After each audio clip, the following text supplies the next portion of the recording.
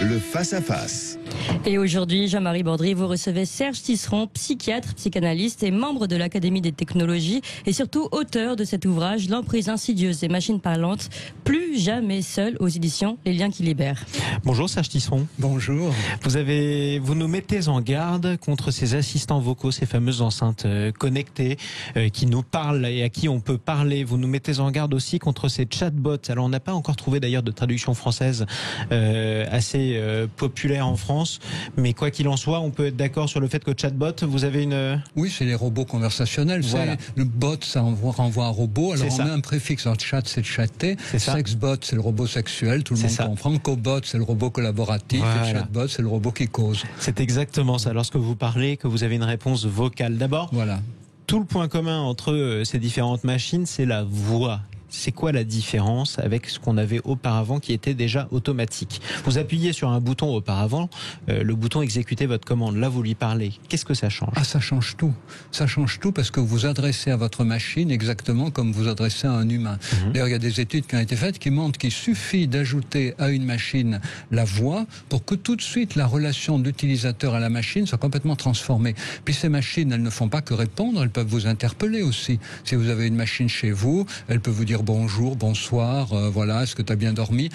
Et le fait que la machine puisse prendre l'initiative, alors évidemment, vous êtes totalement engagé dans une relation comme avec un humain. Vous savez que c'est pas un humain, évidemment, hein, on n'est pas bête, mais vous êtes quand même entraîné à interagir comme avec un humain. C'est un peu votre droïde, comme dans les films de science-fiction, le robot qui on parle, R2D2 dans La Guerre des Étoiles. Alors, en quoi ça pose un problème? Parce qu'après tout, si ça nous pousse à être poli avec un robot, ça devrait pas être un problème. Oui, alors tout à fait. Le problème, c'est que ces machines ne font pas que nous parler, elles nous écoutent aussi. Voilà. Et les marchands font beaucoup de choses pour nous le faire oublier. Il y a des tas de publicités qu'on peut trouver sur Internet autour pour vendre la machine de Amazon, ça s'appelle Alexa, et on voit toujours des gens qui utilisent la machine pour ce qu'elle dit. Mais on n'est jamais informé sur tout ce que la machine prélève de vos données personnelles. Et d'ailleurs, Google, Amazon, Facebook ne se cachent pas qu'avec ces machines, ils vont élargir le prélèvement de nos données personnelles. Aujourd'hui, bon, quand on téléphone, quand on tapote sur son clavier, on sait bien que nos données personnelles sont prélevées, qu'elles vont sur des serveurs centraux. Ouais. Mais là, si vous installez une enceinte connectée, alors aujourd'hui un peu rudimentaire, mais très vite ça va se perfectionner. Si vous installez une enceinte connectée dans votre salon, dans votre chambre à coucher, dans votre salle de bain, ben elle enregistre vos conversations avec vos enfants, avec vos conjoints, elle enregistre vos conversations intimes, et puis elle enregistre ce que votre enfant peut lui raconter quand il est tout seul avec elle, ou ce que vous chantez quand vous êtes sur votre douche. Vous êtes absolument persuadé que toutes ces conversations privées qu'on a à l'intérieur de la maison sont captées, stockées et exploitées par ces... Alors ça ne fait aucun doute. C'est absolument gagé par les fabricants. C'est comme ça qu'ils espèrent rentabiliser les énormes sommes investies en recherche et développement. Et du coup, quel est le risque? Prenons un exemple concret. Auparavant, j'étais sur mon ordinateur, on a tous fait l'expérience. Vous êtes sur un ordinateur classique, à un moment vous voulez partir en vacances, alors vous tapez, je sais pas, vous cherchez un hôtel dans le Luberon ou alors en Provence, et bizarrement vous faites 2 ou 3 recherches et puis vous n'allez pas plus loin. Le lendemain, en général, vous avez tendance à voir apparaître sur votre écran plein de pubs qu'on vous suggère d'autres endroits que vous n'avez pas vu encore dans le Luberon. C'est le même problème avec les enceintes connectées? C'est le même problème. La différence, c'est quand vous êtes sur votre ordinateur, vous savez que vous êtes sur votre ordinateur, alors que quand vous parlez dans votre salon, peut-être vous n'avez pas mis en route votre machine, mais elle se met parfois en route toute seule. Voilà, on dit qu'elle bug, des mauvaises langues disent qu'elle est quand même... Il faut quand même le préciser, c'est-à-dire que c'est pas censé être volontaire. C'est pas censé être volontaire. Elle est censée se mettre en marche toute seule par erreur. Mais il faut bien comprendre qu'une enceinte connectée, aujourd'hui, elle se met en marche si on prononce son mot magique, son sésame. Voilà. Son prénom. Son prénom. Et à ce moment-là, elle se met en route. Mais vous savez, on peut prononcer un mot un peu proche, ou un enfant peut jouer avec le mot, voilà. Et du coup, la machine se met en route. Alors, en principe, elle est censée informer l'utilisateur par le fait qu'il y a une petite lumière qui s'allume.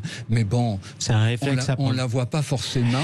Mais ça apporte quand même une nuance. C'est important de l'apporter parce que quand je vous écoutais au début, on aurait pu, en écoutant distraitement, imaginer que ces machines, un peu comme un micro du KGB, si je puis dire, sont branchées en permanence et vous enregistrent tout quand vous dites je t'aime à votre épouse, par exemple. Il n'y a pas de risque que vous retrouviez dans la situation à dire je t'aime à votre femme dans la chambre et le lendemain que vous ayez un livreur avec une boîte de chocolat et un bouquet de fleurs à lui offrir. On n'en est quand même pas là. Alors, on n'en est pas là, mais il faut bien comprendre qu'avec ces machines, comme avec les écrans, on sait quand on les allume, on ne sait pas quand on les éteint. Et vous savez, il y a beaucoup de gens qui allument leur écran, leur télé le matin, par exemple, et puis elles marchent jusqu'au soir, ça les accompagne dans leur journée. Alors, il y a des études qui ont été faites dans des hôtels au Japon, dans lesquels il y a des robots, en fait, qui sont censés s'occuper des gens quand les gens sont là. Mais en fait, la nuit, pour faire le ménage et tout, c'est des vrais humains qui le font. Mais en tout cas, dans chaque chambre, il y a un petit robot avec lequel l'utilisateur peut jouer. Et puis, il y a écrit au-dessus de ce robot un avertissement comme quoi, pour des raisons de sécurité, la machine est relayée en permanence à un humain qui contrôle que tout va bien. Eh bien, il a été montré que beaucoup de gens mettent en route la machine pour jouer et ne l'éteignent pas. Et ensuite vont se coucher, vont dans la salle de bain, vont mener leur vie. Et donc en fait, c'est quoi? C'est nous qui ne savons pas encore nous servir de ces machines, ou c'est ces machines qui sont, disons, qui sont conçues de telle sorte qu'on n'arrivera jamais vraiment à s'en servir et qu'on s'en servira trop, même à notre insu? Il y a des remèdes. C'est comme toujours. Quand il y a un problème, il y a toujours un remède. Alors, le remède, à mon avis, ça serait déjà, pour cette question que vous posez, très justement, c'est que quand la machine se met en route, elle le signale clairement. Et peut-être qu'elle le resignale régulièrement.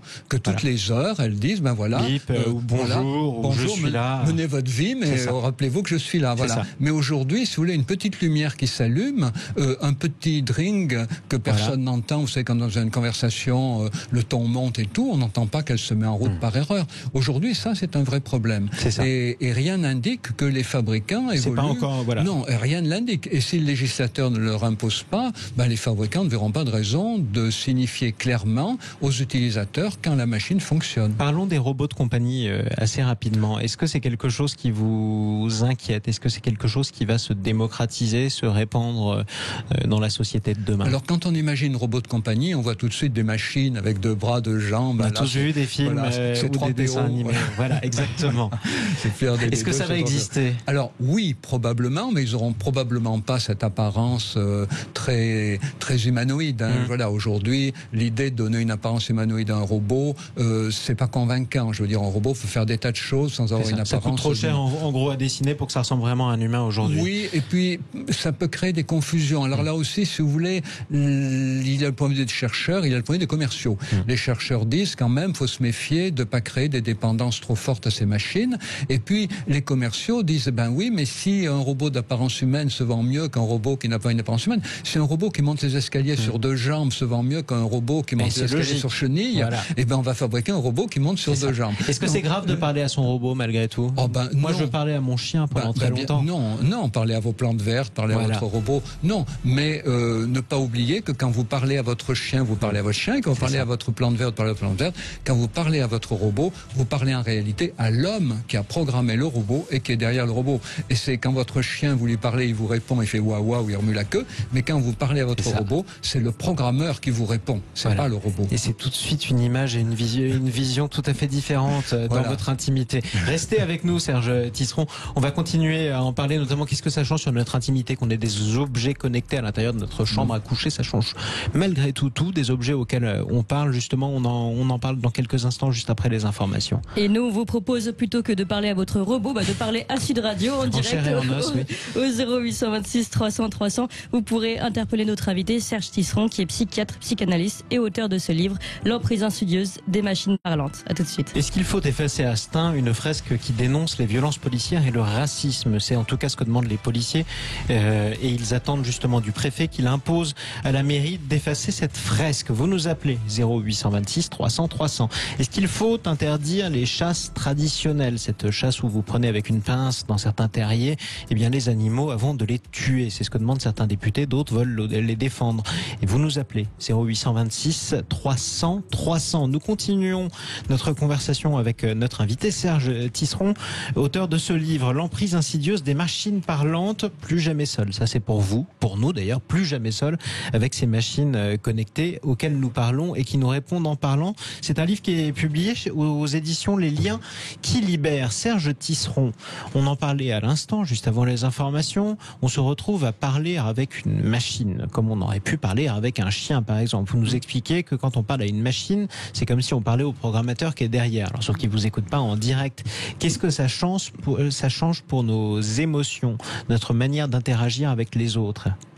Alors, actuellement, on a évidemment peu d'études, on dit toujours. Donc quel est le risque ? On a des études sur du court terme, c'est-à-dire comment des gens qui interagissent avec des machines vont modifier leur manière de parler, la confiance qu'ils ont avec la machine. Alors aujourd'hui, ces machines, alors vous avez prononcé le mot de robot tout à l'heure, mais en fait ces machines, ce sont des boules, des sphères, des cylindres. Voilà, ce sont les enceintes connectées, ce sont les robots conversationnels, il y a Siri, il y a Cortana, et puis très vite, ça va être des hologrammes ou simplement des visages sur un écran. Et ça, c'est important parce que, vous voyez, pendant cette période de confinement, beaucoup d'entre nous, on s'est habitués à interagir avec des amis, des gens de notre famille, en voyant leur visage sur un écran et en écoutant leur voix. Eh bien, c'est exactement ça que va nous proposer dans moins d'1 an des fabricants, c'est-à-dire d'interagir avec des machines qui auront un visage sur un écran et une voix.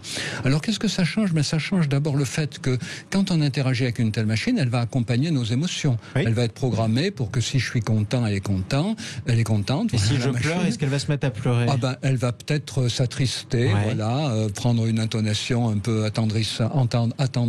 Bon, à la limite, c'est plutôt rassurant. Alors, c'est plutôt rassurant, sauf que si alors ça, c'est une hypothèse qu'on peut faire, mais je crois que c'est quand même intéressant de la poser dès aujourd'hui. À partir du moment où on s'habitue à interagir avec une machine qui accompagne nos émotions, est-ce qu'on va continuer à accepter d'éprouver des émotions non partagées ?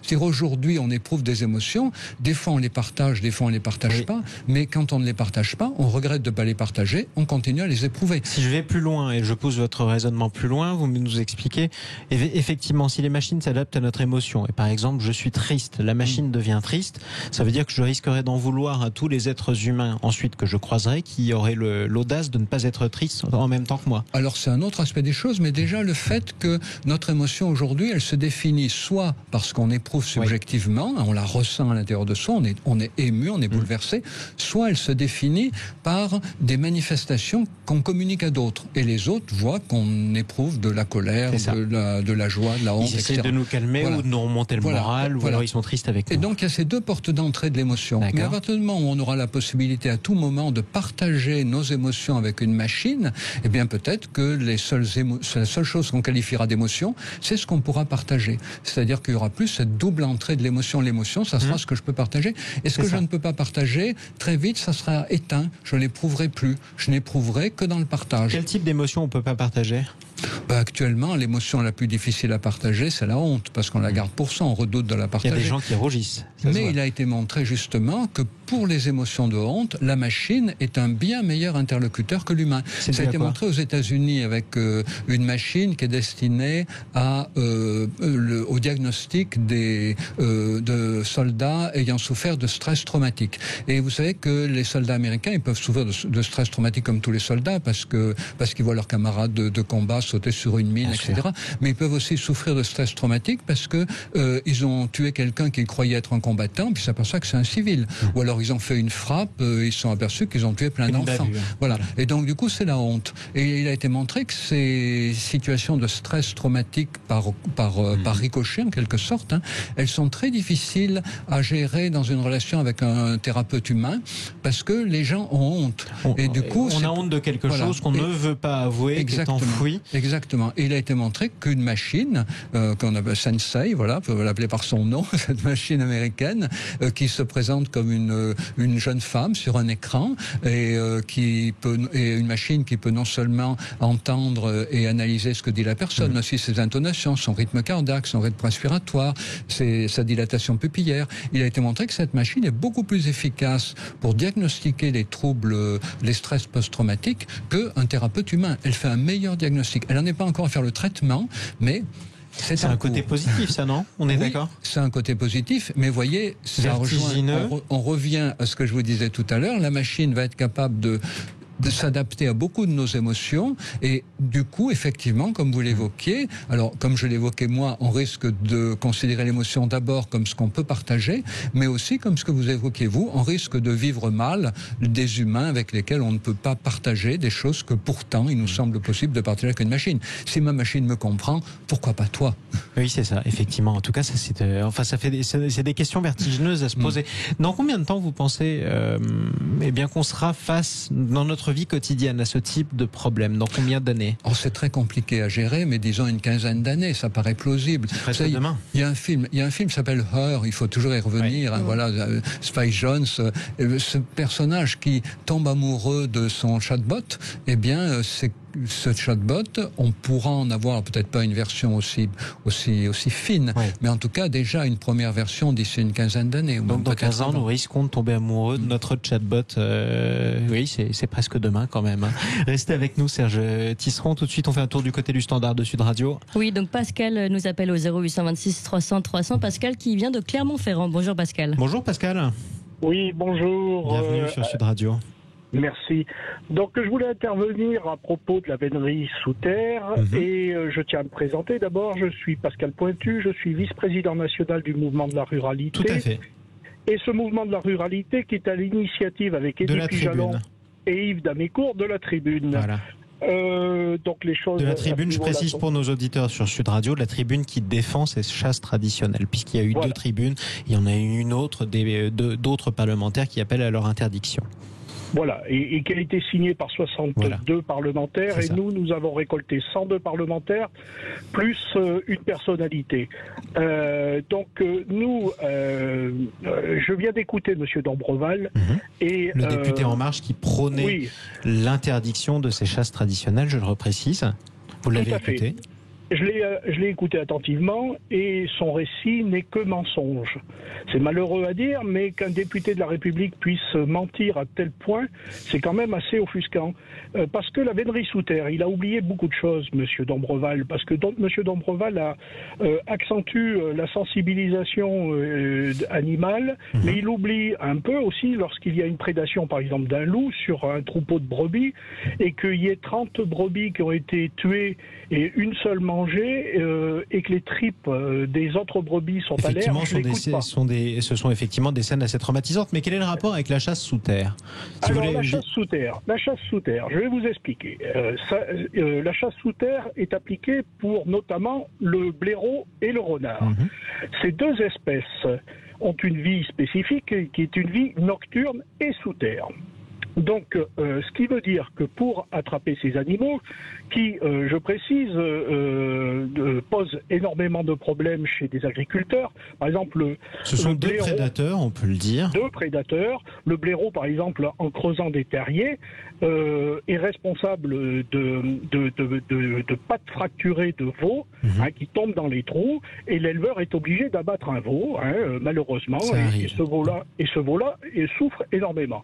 Bon, ensuite, quand il parle de pince et qu'il parle de mise à mort, de coup de pelle, je peux préciser, on a vu, pardonnez-moi, je vais vous redonner tout de suite la parole, on essaye de discuter, si vous voulez, Pascal. On a vu, par exemple, il y a 1 ou 2 semaines, je crois, sur les réseaux sociaux, une vidéo partagée par une association de protection animale qui montrait des chasseurs, effectivement, achever à coups de pince des bébés renards qui venaient d'être déterrés. Alors, il est bien entendu que les renards sont aujourd'hui en France considérés comme des animaux nuisibles, ils sont pas protégés, et on considère effectivement que on les mange pas, les renards, a priori on n'en fait même plus de fourrure, mais en tout cas si jamais on en croise, ils sont trop nombreux, et donc les chasseurs ont tout à fait le droit, il leur est même parfois recommandé de les abattre. Mais est-ce qu'on est obligé, ça c'est la question, j'essaie de me faire l'avocat du diable, mais est-ce qu'on est obligé de déterrer des bébés renards avec une pince et ensuite de les achever à coups de pince, parce que c'est ce que montraient les images. Oui, alors moi je vais vous citer en parallèle Michel Audiard, il y a des poissons volants et c'est pas pour autant que ça fait une généralité.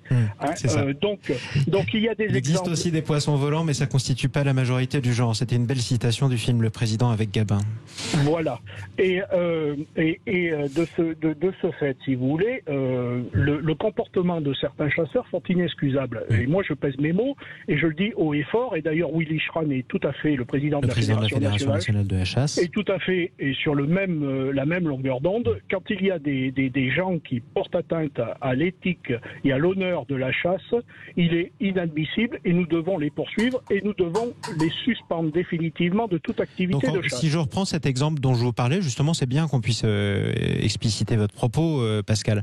En gros, qu'est-ce qu'avait fait de mal ces chasseurs qu'on voyait sur les images qui tiraient avec une pince dans un terrier des bébés renards et qui ensuite les achevaient assez cruellement à coups de pince. Qu'est-ce qu'ils ont fait qui était contraire à l'honneur de la chasse ?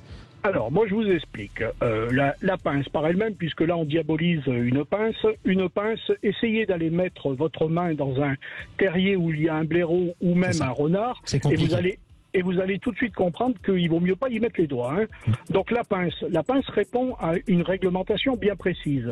Cette pince-là est faite pour attraper et pour protéger la personne qui est censée déterrer. Pour pas que ce soit vous qui vous fassiez mordre en mettant la main dans le terrier. Et cette pince-là sert à prendre par le dessus de l'animal et l'extirper du terrier. Donc ça, c'est pas là que les chasseurs ont été trop loin sur les images dont je vous parlais. Non, pas du tout. Ensuite, alors c'est toujours pareil. Ensuite, la loi qui a été revue le 1er avril 2019 sur la vénerie sous terre, elle est claire et elle est nette. C'est-à-dire que quand un animal est extrait de son terrier, il y a deux autres solutions. Soit cet animal-là est capturé puis remis en liberté ailleurs, ou soit il y a une mise à mort, puisque ça répond à une mise à mort. Donc cette mise à mort, elle a lieu uniquement dans deux seuls cas. Alors avec deux seuls cas prévus par la loi, ce qui est la dague de chasse, et une arme à feu. D'accord. Donc, chaque soit on l'abat, soit on la poignarde, si possible, près du cœur, mais sans souffrance. Voilà, ça a l'air sauvage, sauf que ça permet de pas souffrir, quoi. Nous nous opposons à toute souffrance inutile de l'animal. Et donc, du coup, c'est important d'ailleurs que je le fasse préciser. Ça veut dire que c'est pas parce que c'est un nuisible qu'il doit souffrir. J'accélère un petit peu, Pascal, parce qu'on va devoir avancer. Mais ce que je veux dire par là, et c'est important ce que vous avez dit, vous êtes contre l'interdiction de ces chasses, mais vous dites effectivement que les chasseurs qui achèvent les animaux à coups de pince en leur tapant dessus et de manière assez cruelle ne respectent pas l'honneur et les règles en gros de la chasse. Voilà. La chasse doit se faire dans des choses qui sont prévues par la loi, encadrées par la loi, et M. Dombreval, d'un exemple, en fait une généralité, et moi j'estime que M. Dombreval est un menteur sur cette affaire-là. Après, M.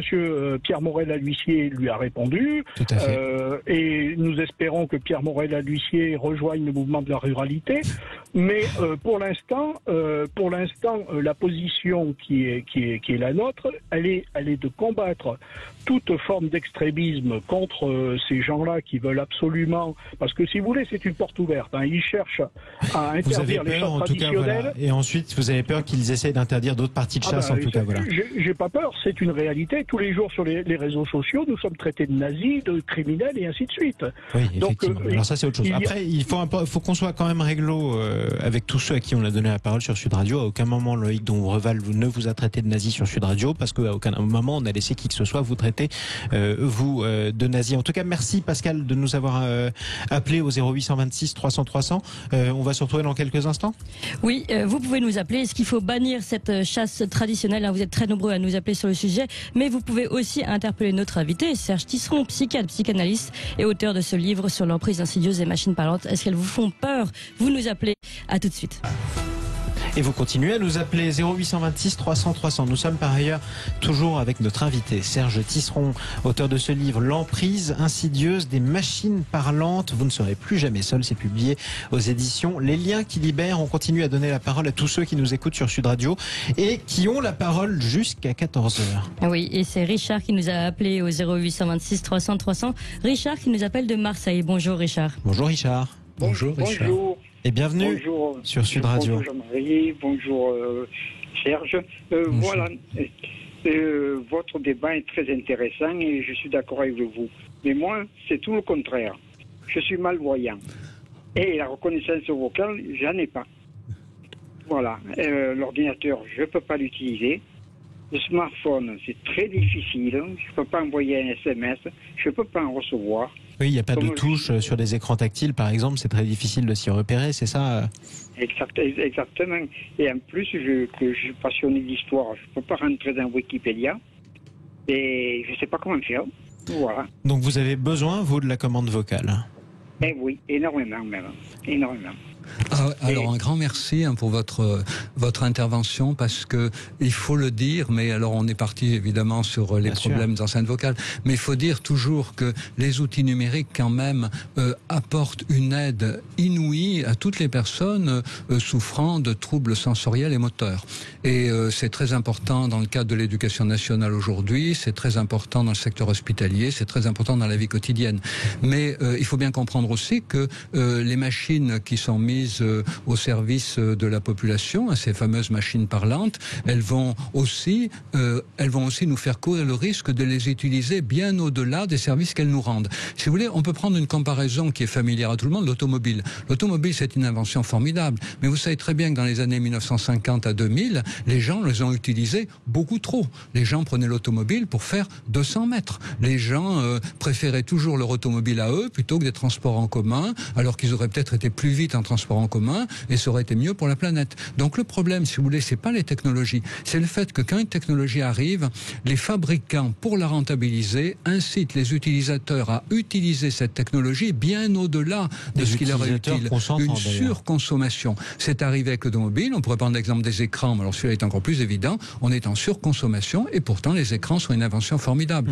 Donc les machines parlantes, c'est une invention formidable. Le risque, c'est la sonnette d'alarme que je tire, c'est ne tombons pas dans le piège que nous tendent les fabricants de les utiliser beaucoup plus que ce qu'elles ne nous sont nécessaires, puisque n'oublions pas par exemple qu'aux États-Unis, Google et Amazon proposent leurs enceintes connectées aux parents en leur disant, j'ouvre les guillemets, parents, les experts ont montré que les écrans sont dangereux pour vos jeunes enfants, achetez-leur plutôt une enceinte connectée, fermez les guillemets, fin de la citation. Donc on voit bien aujourd'hui que le problème, c'est pas la technologie, c'est cette espèce de folie consommatoire qui incite les gens à les utiliser au-delà de leurs besoins, avec des risques effectivement de mésusage, de surconsommation, voire peut-être même d'addiction. Alors moi j'aimerais, vous êtes toujours avec nous, Richard, sur Sud Radio. Justement, moi j'aimerais avoir une reconnaissance vocale parce que justement, moi je suis bloqué parce que je n'ai pas. Mais j'espère que vous allez l'avoir très vite et que vous allez en faire pour vous un large usage, mais pour beaucoup de gens l'usage sera beaucoup moins nécessaire que pour vous. En fait, ce que Serge Tisseron essaie de vous dire, c'est que vous en avez plus besoin que les autres. Voilà, Richard. Oui, c'est exact, parce que bon, à part Syrie, vous n'êtes pas loin. Hein. C'est ça. Voilà. Non, c'est vrai. Comment vous faites du coup? Parce que c'est vrai qu'aujourd'hui vous êtes privé de, enfin, une bonne partie des smartphones, si ce n'est tous aujourd'hui, n'ont plus de touches, donc vous n'avez pas de smartphone, vous n'avez pas d'internet, pas de Wikipédia. Pas de Wikipédia. J'ai comme un iPod. Voilà. Et vous avez un iPod et vous avez des livres en braille, vous êtes obligé. Non, parce que moi, comme j'étais malvoyant très tard, apprendre le braille, c'était trop compliqué pour moi. C'est un peu tard, oui, effectivement. C'était un peu tard. Et puis bon, c'est vrai que bon, avec mon iPod, j'arrive à écouter la musique, les podcasts, des trucs comme ça. J'ai la chance d'avoir un fils qui m'enregistre les livres sur Audible, comme ça. Mais il y a que ça. J'ai que ça pour. Oui, c'est vrai. Mais c'est pour ça qu'on va continuer, en tout cas Richard, nous, à poster sur sudradio.fr nos podcasts, parce qu'effectivement, c'est utile. Merci de nous avoir appelés au 0826 300 300 pour votre témoignage, parce qu'effectivement vous avez raison de nous apporter le contre-exemple. C'est toujours important et bien de parler aussi de ces situations dans lesquelles la technologie avance et rend de gros services à certains de nos auditeurs. Voilà, vous avez besoin d'une machine qui vous parle, qui vous écoute avec modération, mais toute la question sera la modération. Exactement. Merci beaucoup. Au revoir, merci. Et à très bientôt. Vous nous appelez quand vous voulez depuis Marseille au 0826 300 300. Et vous aussi, vous pouvez nous appeler au 0826 300 300. Vous avez la parole jusqu'à 14h, encore une demi-heure, pour nous dire justement, est-ce que ça vous fait peur, toutes ces machines parlantes qui sont dans votre maison et qui vous écoutent peut-être sans que vous le sachiez. Vous pouvez aussi réagir sur la chasse, sur les violences policières. Vous pouvez interpeller notre invité Serge Tisseron, qui est auteur de ce livre, L'emprise insidieuse des machines parlantes. À tout de suite.